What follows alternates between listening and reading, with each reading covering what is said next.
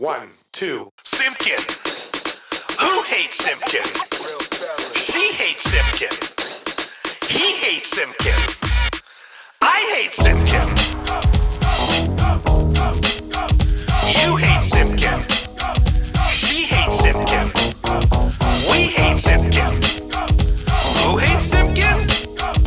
I hate Simkin. They hate Simkin. I was just going to say something before I dig into the last plaques we're going to do today, which is I'm always big on honesty, and that's something that, is just important to me. And I have an admission I have to make to Alex here, which is I said I was going to the washroom. I lied to you. I wasn't really going to the bathroom. I have a Fitbit, and I have to do a certain amount of steps every hour, and I'm completely obsessive compulsive about it. I have OCD really badly. The little alarm was going off that I didn't have my steps. So rather than just say, hey, I got to go get some steps, I lied and said, I have to go to the bathroom. I hope you can forgive me. You don't need to lie with that. Okay, well, good. So now that we got that out of the way, now that I've been honest about that. So the last plaques we're going to do, there's actually 2 or 3 of them in the room, are for the Nickelback album, All the Right Reasons. Now, there's a bunch of Nickelback plaques in here. 3 of them relate to All the Right Reasons. One of them relates to Dark Horse. I'll probably deal with the Dark Horse stuff later. I think today we're just going to talk a little bit about All the Right Reasons. So All the Right Reasons, depending on what you count as Nickelback's first record, because it gets confusing when people are talking about it, because technically the first record Nickelback put out was an EP called Hesher, which you can't get anymore, I do not believe. Or if you can, it's only on eBay. And I still have a couple of copies of that record wrapped in the shrink wrap, which are part of my eBay fund that one day I will sell on eBay and hopefully make money off of. But I'm kidding, kind of, sort of. But Hesher was the first record, then Curb. Curb was the first album. And Curb had some of the songs from Hesher. So that's why it gets a little murky about what is the actual first record. The first album is definitely Curb. The first record is definitely Hesher.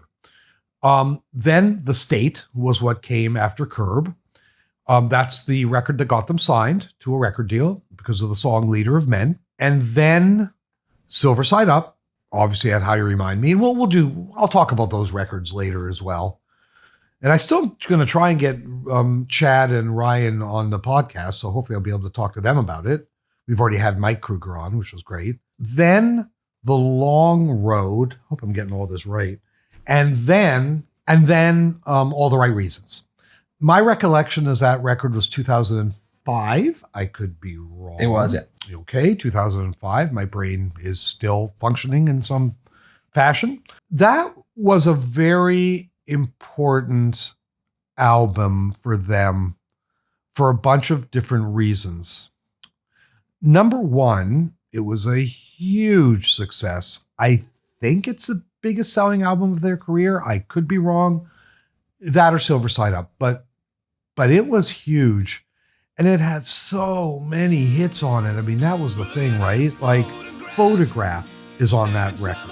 Far Away is on that album. Animals, which was a big hit. Saving Me, which was a big hit. Far Away, which was a big hit. Rockstar, which was a huge hit. That's the one we got sued over a couple years ago. I want to talk about that.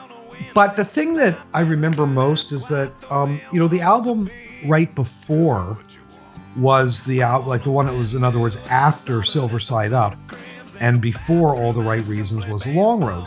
And listen, The Long Road's a great record, but there were a couple of things on there that were problematic, for lack of a better way of putting it. Nickelback Hating Started was on The Long Road. And, I remember a thing that happened, and it was some guy put something up on the internet. It was on YouTube, and it was comparing the song Someday from The Long Road, which I love. I love that song, to How You Remind Me. And I guess he around with the pitch of the songs. So it made it seem like Chad was kind of ripping himself off. It's like, look at that. He's, they're so bad, they're copying themselves. And that stung. That stung all of us. I think it stung Chad. It stung all of us because it became this big sort of thing online. And it seemed to be the beginning of that period of when people were really starting to hate on Nickelback. So the fact that they were, and the other thing is the album didn't do that well. It did okay. I mean, didn't do that well. By Nickelback standards, it didn't do that well. By anybody else's standards, it did. I mean, it definitely sold millions and millions and millions of records. But it didn't do as well as Silver Side Up, and it didn't do as well as All the Right Reasons, is what I'm trying to say. But I mean, it had hits. Someday was a big hit.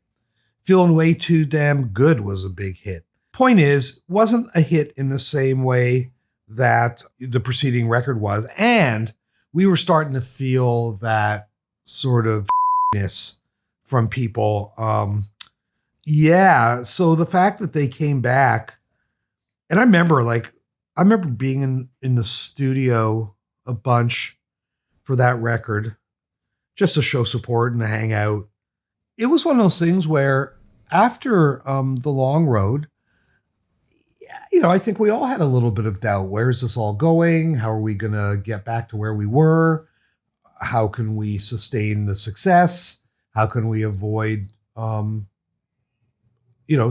bad happening? So the fact that album was such an overwhelming success really kind of cemented Nickelback in history. I mean, that was kind of the album that was like, okay, they're not going anywhere.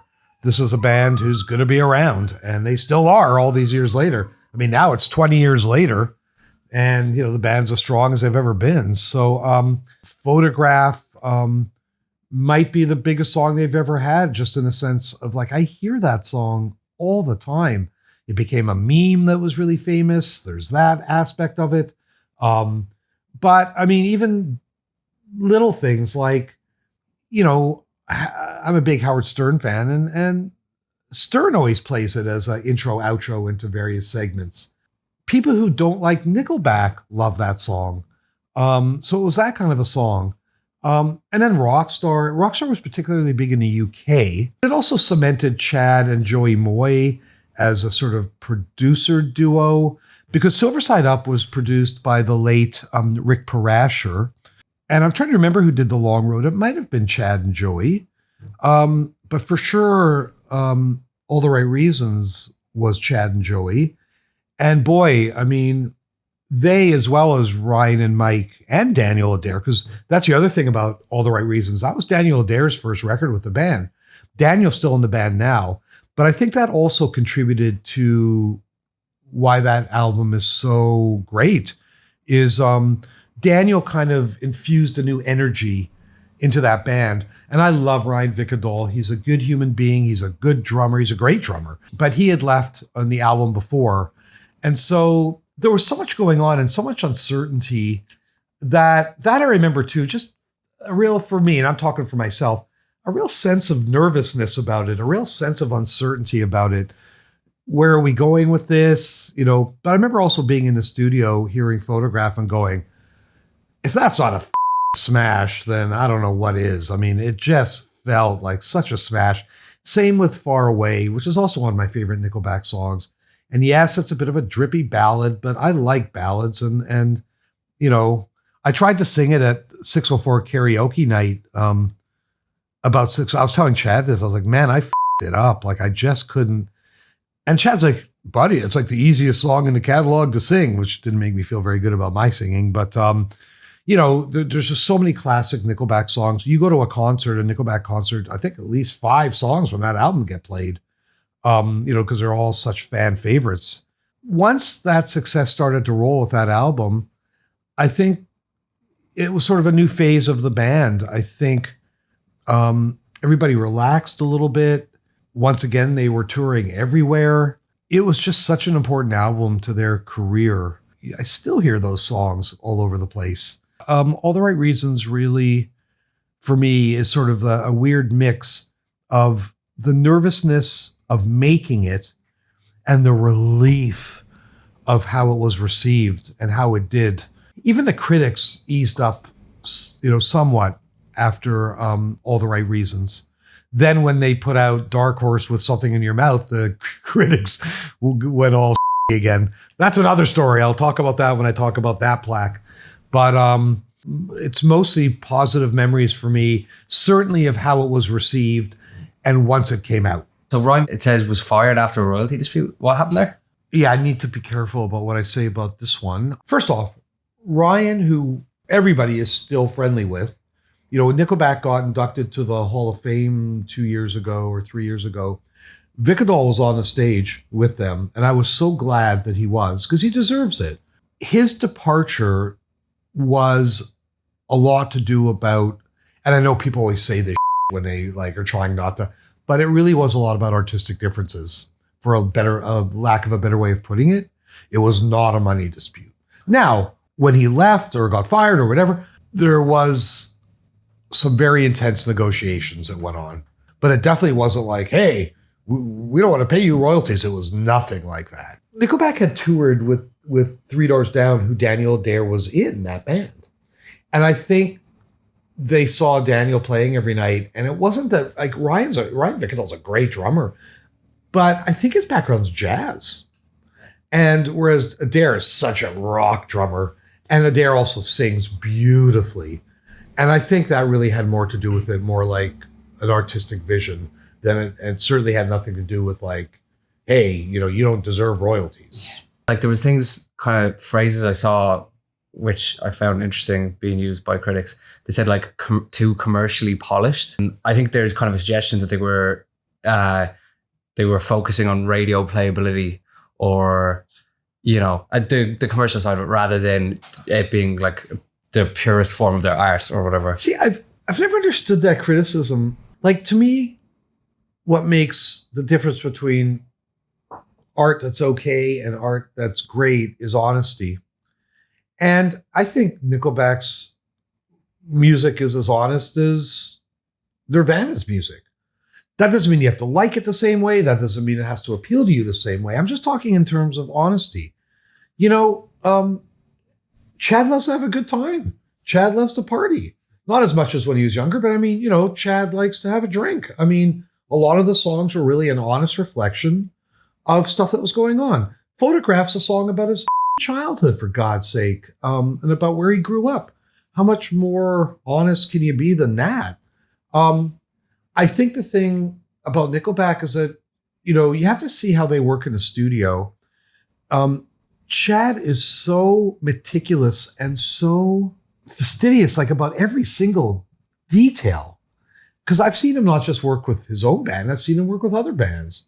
And, I remember in the early days, everything's got to be a hook. Not just the main vocal melody, the drum fill, the lyrics, the intro, the outro. Is everything a hook? Is everything catchy? But that's just about somebody trying to make the best piece of art they can humanly possibly make. So I don't see how that... Critics are so funny, man. They look at commercial success like it's somehow a mark against you, unless you're the Beatles. I just find that strange. It wasn't like they were sitting around there going, hey, how can we get played on the radio? It was never that conscious. It was just how can we make this song the best song that it can be? So, yeah, I don't know. Part of me almost doesn't want to justify those kind of comments by, having to explain them away. But, and the other thing is they make it sound like it's so contrived. But the truth is songs get played in the radio because people think they're catchy. So, and I don't know a single band, I don't care what they say, who A, isn't trying to make a song as catchy as possible, and B, isn't trying to get played on the radio. Do you think that criticism, say from critics, and also the stuff you saw online about the kind of hate starting, do you think that actually helped their sales, made them bigger? That's an interesting question. I don't even think anybody's ever asked me that before. That's a really interesting question. I think yes and no. I think even when Nickelback hating was at its peak, I would often say either to myself or to others, hey, how does it feel to be working with the most hated band in the world? And I always say, well, they're also I think at that time, they're the 15th biggest selling band in history. So clearly not everybody hates them. And that was the thing we always knew. It's well, if everybody hates us, why are we selling out arenas? If everybody hates us, why are we selling a gazillion records? So clearly not everybody hated them. It became a bit of a moniker. But of course, there is something to be said for, hey, better to be in the press all the time. There's no such thing as bad publicity. Yeah. I think there is a such thing as bad publicity sometimes. But having said that, the fact that they were on everybody's minds and everybody's lips and everybody's talking about them, of course that helps. And maybe there's like a bounce back element of like people who like them see the hate and it makes them more entrenched in the side of liking them, if that makes sense. I think there's some truth in that too. And I certainly have felt that in the more recent years, like the last album cycle, for example, it really felt like the world was ready to love them again. That has been very satisfying. The funny thing is, after years and years and years of getting shit upon, you kind of just let it roll off. It just kind of slides off. Yet at the same time, the documentary, I think, had a lot to do, the Hate to Love documentary. Little plug, it is still available on Netflix and starring me. That's a joke. I'm in it, but it's certainly not starring me. But it's been a strange ride with this band. I mean, I'll say, like, it's also the biggest blessing in my life, one of the biggest blessings in my life. I've been very lucky to work with people who are good people, and I absolutely include them in that category. They are generous to the people around them, which, let me tell you, that's not the case with all musicians and all successful bands. And I don't just mean me, I mean the crew, I mean the management. They've just always treated the people around them really, really well.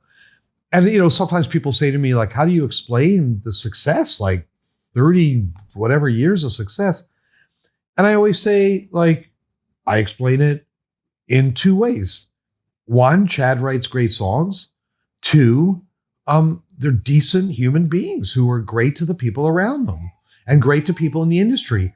And as much as like the public or some, you know, snarky college kids want to be about them, people in the industry know this. They know because they've dealt with them, that they're really, really down to earth family guys who have kids and do a lot of charity work and care about the world. And, you know, if you meet one of the guys, and I get this all the time, and you know, some of my friends have met them or whatever, they're like, wow, like he actually was asking me questions about me, which, you know, in this business, that's kind of a rarity. So yeah, say what you will about the music. And like, I've never given a shit about whether or not people like Nickelback music. I mean, I give a shit about their success and I want them to sell records, but I don't take it personally. If somebody doesn't like their music, who gives a shit? I mean, music is like ice cream. Some people like chocolate, some people like vanilla. Who cares? There's no right or wrong in any of that. There's just subjective taste. But the thing I won't tolerate is people saying shitty things about them personally, because they're great people who treat people well. And that matters to me. Didn't used to matter as much in the old days to me, but it matters more than almost anything these days. So, yeah, that's me defending my boys. And you were saying about like, you know, I remember in other episodes we were saying like we weren't having a conscious discussion about like we want this era type sound of the music or whatever it might be. But what was the actual conscious discussion they were talking about where they were trying to go at this point, 5 albums in?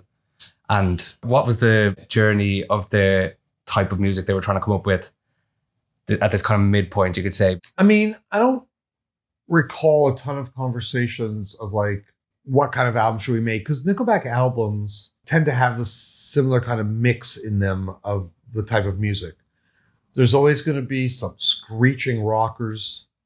There's always going to be some ballads.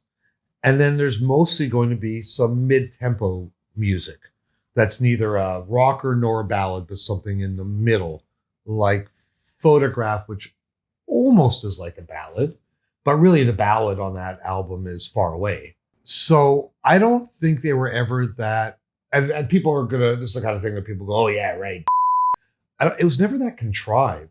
Like it was never like, oh, we better make an album that, you know, like I don't think, Chad just writes songs, like that's it. And then he tries to come up with production elements that are gonna make them as effective and catchy as humanly possible. Chad's always writing, so he would just, I get a phone call at 2 a.m, and because he knows I'm a night owl, I get a phone call at 2 a.m. Hey, buddy, I want to play you something. And he'd be sincerely excited about whatever it was. I mean, I know for sure. Photograph. I remember I might have been Far Away. Just remember him calling me because I think I'm the only person he knows for sure is going to be awake at 2 a.m. So, and hopefully my opinion means something to him as well. But, I'd get those phone calls like, hey man, can I play you something? I'd be like, yeah, and he'd sort of play me something. And, it would come down to that. And I think it's important to know like that it wasn't just about, let's go in the studio and spend a bunch of money. And it was just the joy of coming up with some art that like you felt good about. Like I'd love that when he would call me and play me songs over the phone, because if something sounds good over the phone, it's going to sound good in the reality of things when it's actually produced.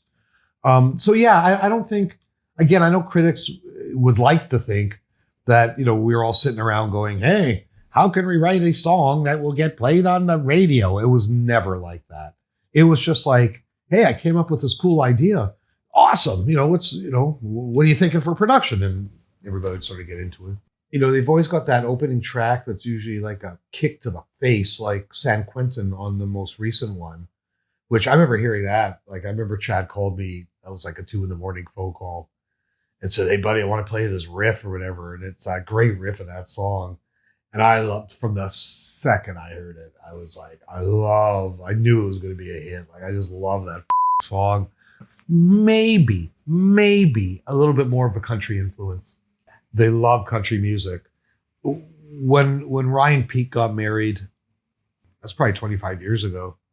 It's funny. I don't know. I'm just sort of connecting weird dots, but I remember Jennifer and I drove Mark Costanza from Lens Range Rover to the wedding because the wedding was in Ucluelet, which is on Vancouver Island.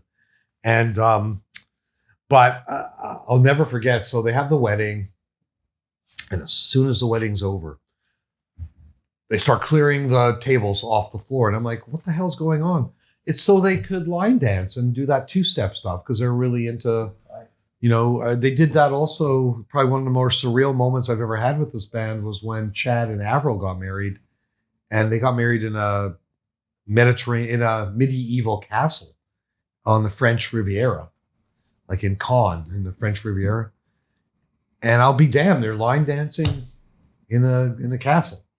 So they're the real deal when it comes to the country influence. I mean, I've always thought Nickelback was a country metal band.